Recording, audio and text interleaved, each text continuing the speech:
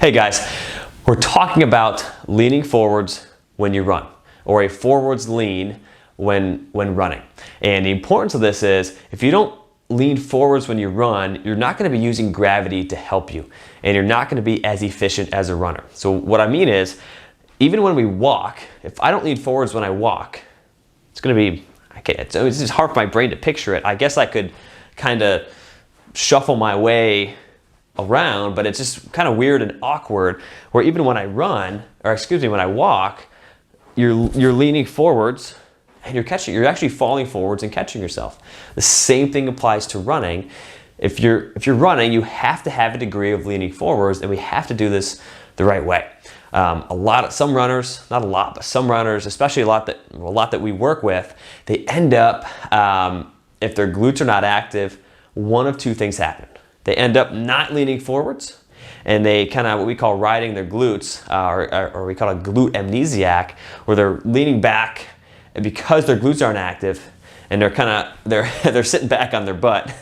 Funny way to say it, but they're very upright, or even leaning back a little bit when they're running, or the opposite. They're actually leaning forward too much, and that forward lean is from the hips because their glutes so turned off they can't handle leaning from the ankles and catching themselves, so they're leaning more here. A test you can do to understand the importance of this is called the hop test. And all we're gonna do is, imagine you're just jumping rope, right?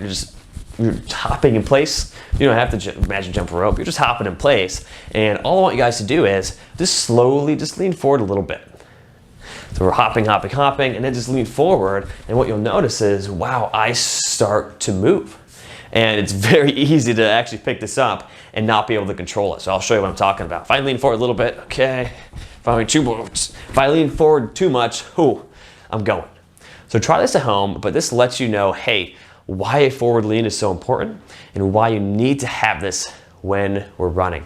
And watch my next video on the wall drill that goes over how to practice a forward lean, how to practice a forward lean efficiently.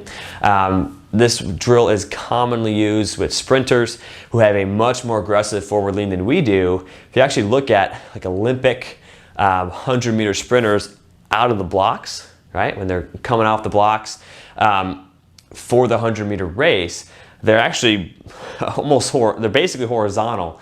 Their forward lean is that aggressive off the starting blocks. So again, we do the same drill as distance runners. A lot of the same stuff as sprinters. It's just less of that forward lean and a little bit less speed as well. But guys, be on the lookout for the next video on the wall drill.